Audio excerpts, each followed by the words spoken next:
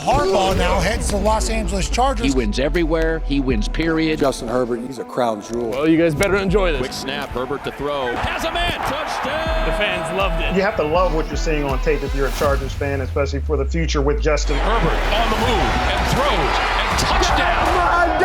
We're going to be known as world champions, and we're gonna do it or die trying. Don't let the powder blues fool you. Who's got it better than that?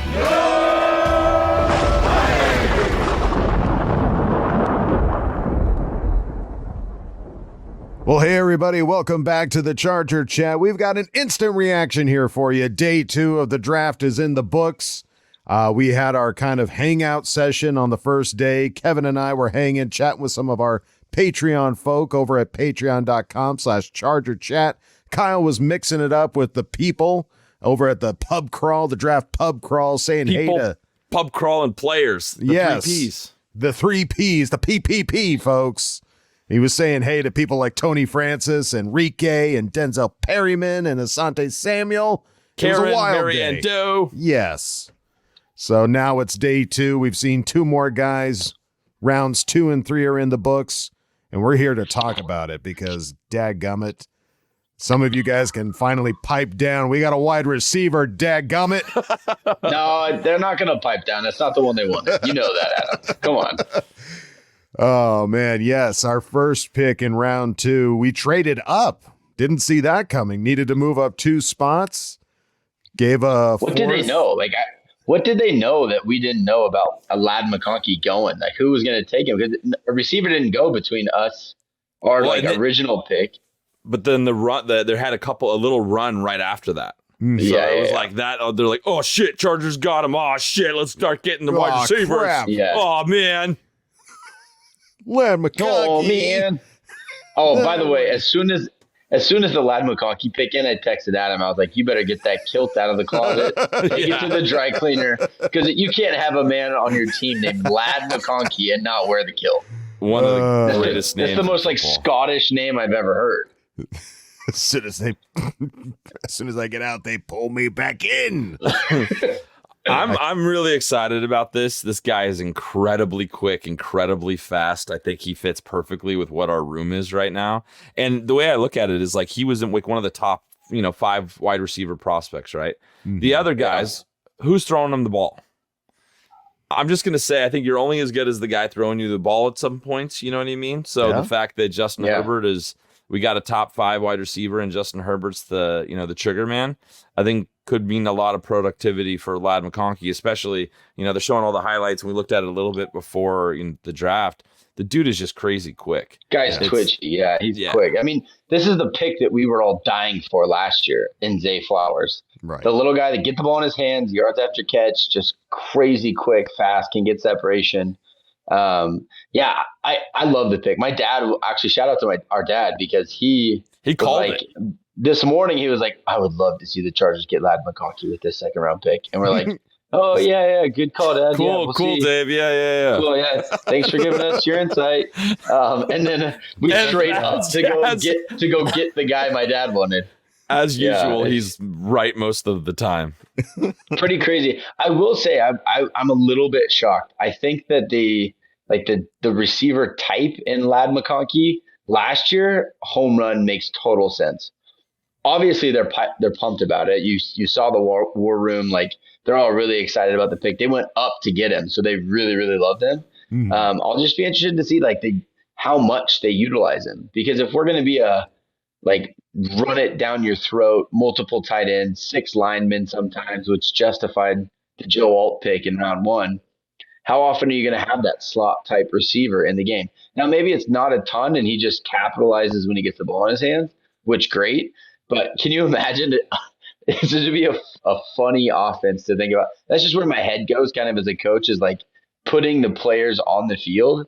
If you have, say you have your full 5 starting linemen with a Trey Pipkin 6th, and then you have a quarterback, so that's 7. So you still have 4 spots. You do 2 tight ends with Hayden Hurst and Will Dissly, and then you have Darius Davis and Ladd McConkey on the field. It's like this crazy, giants with the pew pew, they're just motioning a pew pew pew, and then you don't know if you're gonna get your teeth knocked out or they're just gonna run past you.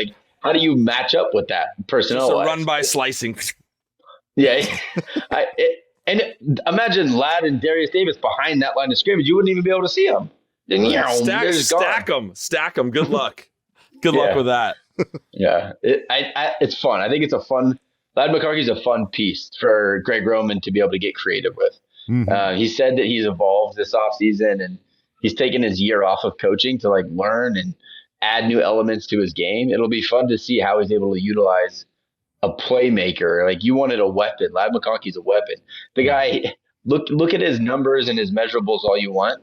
The guy started on arguably the best team in college football for the last 2 seasons. He won a national championship as a starter and went to the playoffs again. Like the guy's legit. A lot of people have him ranked in the top 30 of the total prospects, and we got him in the second round. So feels like a steal to get Ladd McConkey in the second round. Mm-hmm. Yeah, that was a great pick. And then it got even more interesting with the third. Because hail to the Michigan.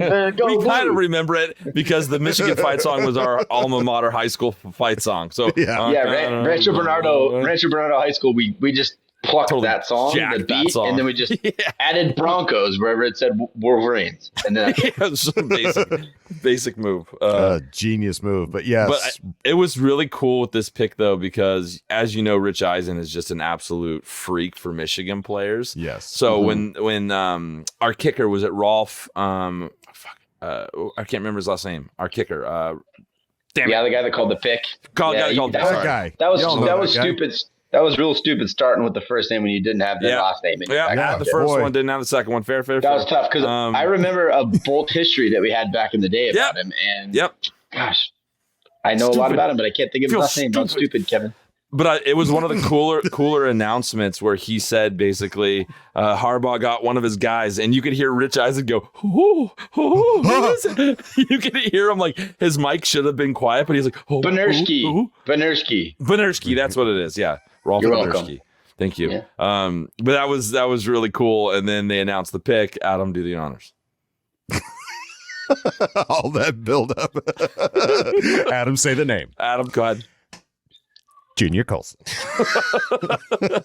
We got a linebacker. We got a linebacker. Of the drafts. Well, because it was also funny. I will say, in the group chat, it was like the pick was coming up, and Kev says, "Who do you think do you think Corum?"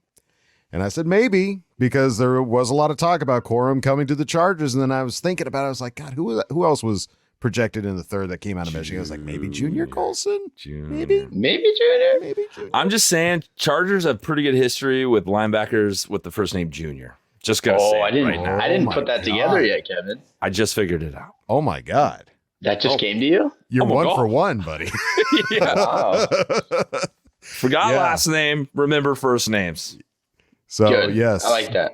Junior Colson came to the Chargers, used to play with Mr. Harbaugh. And, boy, right after him, it was just Michigan. I thought Rich Eisen was just about to, like, explode out the roof of where he was because he just couldn't believe the back-to-back Michigan picks. We talked about the idea of Harbaugh. What Michigan player is he going to draft? Right. But in the back of my mind, I was always like, maybe he won't. Like, maybe he'll be like, and sometimes it just doesn't fall that way. The guy's not there at the right value. You know that he feels they got to steal. One, he's singing the fight song after the pick. If you haven't seen that video, it's amazing. Yeah. Chargers just posted it. Yeah. Yeah. But he knows everything about this guy. He knows what he likes to eat. He knows his routines. He knows when he likes to go to bed. He knows what his pregame routine is. All of that he liked enough to be able to draft him and bring him to the Chargers. Yeah. There's no way that you're not excited about this pick. That you can't not be excited about the pick. Now, all we can do right now is project, but if my head coach, who we all love already, we all are so excited about Coach Jim Harbaugh as our head coach, then you have to be pumped about this pick. If he's getting one of his guys that he just spent 3 years with and he won a national championship with, and he's willing to double down on him and bring him back, that's a ringing endorsement. for me. And it was Jesse Minter too. The fact that, you know, he wanted him too. Yeah. Like, and they were saying when he was called, like, he might be one of the only rookies in the league with the green dot, because he knows the defense right now better than all the linebackers on the roster. So it kind of fortifies that position group and lets, you know, maybe take the pressure off learning the playbook a little bit for the other guys. Well, go ahead, Adam. I was just going to say, and on top of that, I mean, we're talking about Harbaugh wanting him and Minter wanting him. One of the things I saw was Navarro Bowman, our new linebackers coach, said he was standing on the table. I forgot about that. Shouting for I didn't hear guy. this. What did he say? I'll pull it up here while you guys chat amongst yourselves. Please. But it was basically that he wanted Junior so bad that he was on the table about getting him. And I think this was when they were announcing that they were going to get him. And I'm going to keep saying words until I find the piece. I can fill. Let me fill in. I can fill in. I think it's interesting the Joe Ortiz draft strategy. We're 3 picks in now to his first draft as a GM. He's addressing needs. Now, maybe it just so happens that this is also best available, which I think it is. But you've now addressed, in my opinion, what were the 3 biggest needs, especially like on the team. Now, the corner you still got to address, but we did a little bit in free agency. But linebacker, line, and wide receiver, everyone talking coming into this draft, those are the biggest needs. And you got starters, if not really soon to be starters at every one of those positions. All right, here it is. This was from Fernando Ramirez. Chargers linebacker Navarro Bowman made a guest appearance during the Junior Colson interview, saying, "Are you ready to go?" Colson says, "I am ready to go." Bowman says, "I stood on a table from day one for you, dog. I am happy you are here. We can hit the ground running fast, man." Let's go. That's awesome. Oh, my God. That's exciting. So sick. I forgot that Navarro Bowman was our linebacker coach. That's really cool. Dude, that's so exciting. And something you said, Kyle, that is kind of interesting is like the lad McConkey wasn't best available because we traded up to grab the guy that we needed. Right. You know what I mean? He was the highest on our board, but we weren't going to wait and let him fall to be the best available at the moment. So they're not just being best available. It's like they jumped up, 3 picks? So it's not, they're not breaking the bank to do it, but they're like, that's a need. We're going to go get him. He's fallen way too far. Let's go get him. So I just love this draft strategy. I love seeing what Ortiz is doing. It's really refreshing as a fan to see Junior Colson land in your lap in the 3rd round when most of the time we're drafting a tackle out of some tiny school and don't fully understand when he'll be on the field. Right. Yeah. And it's cool. What were you going to say, Adam?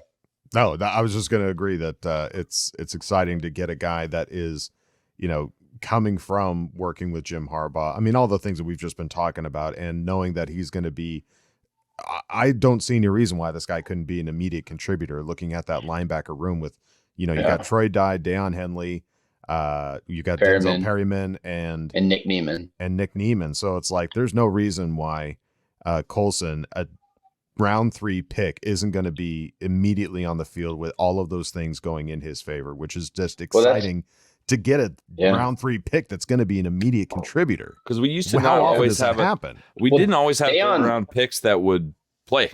Exactly. Right. Yeah. That's Deion last year. Deion Henley was our 3rd round pick and didn't sniff the field on defense. Special teams, which is crazy. And we've talked about this in the group chat. I don't want to give it too much time, but I feel like our draft strategy, like our predictions and our mocks coming into this thing, was so Tommy T. Like we have not been able to shake Tom Telesco from our brains yet. It's just he picked first Kevin's 2 mock. picks. He picked my first 2 picks. Yeah. Like I gotta shake him out of my brain. I gotta get him out of there. I gotta think differently, guys. We gotta do some kind of a cleansing ritual to get these Tommy T. Yeah. You know what it is? You punch me in the face 3 or 4 times. I will. Yeah. Okay. Knock it out of my head. All right, I can do that. I give you permission. I will say, I did have Junior Colson on my mock draft. You did. Well done. I'm just saying. Was it 3rd round? It was 3rd round. Well done. Thank you. Willie. Wait, this is the first time we've ever had a draft pick on one of our mock drafts. Look at us. Look at us. Even a broken clock is right once a day. Once every 5 years. So, yes. Ed, any other things that you guys want to add to the instant reaction here? just I can't wait to see what's. So I think we're going to continue to do this in the next few rounds. Like I said, I think coach and our staff and everything we have, the preparation for these guys, I think we're going to continue to get guys that we're just going to be patient and they're going to fall to us and we're going to be like, how the hell did the Chargers get him? It's very much how the Ravens have been doing it forever. And I feel like that trend might start year one with us and the new regime. Mm-hmm. I also really like drafting players from Georgia, Notre Dame, like the big school play, Michigan. Mm-hmm. Keep those coming. Like, let's stay away from the D1 AA, D2 schools. Those are undrafted free agents, right? Like, I'm enjoying this big name football where there's actually highlights to go look at on YouTube. Exactly. Yeah, I have a feeling it's going to keep going in that direction because our coach is Jim Harbaugh, our general manager is Jim Ortiz, and who's got it better than us? Nobody. That's right. Nobody. That's right. So thank you, folks, for hanging with us on this instant reaction for day 2. We will catch up with you again on Monday when we'll go over the rest of the picks that we get in this draft. But until then, K, love you, bye. K, love you, bye. K, love you, bye.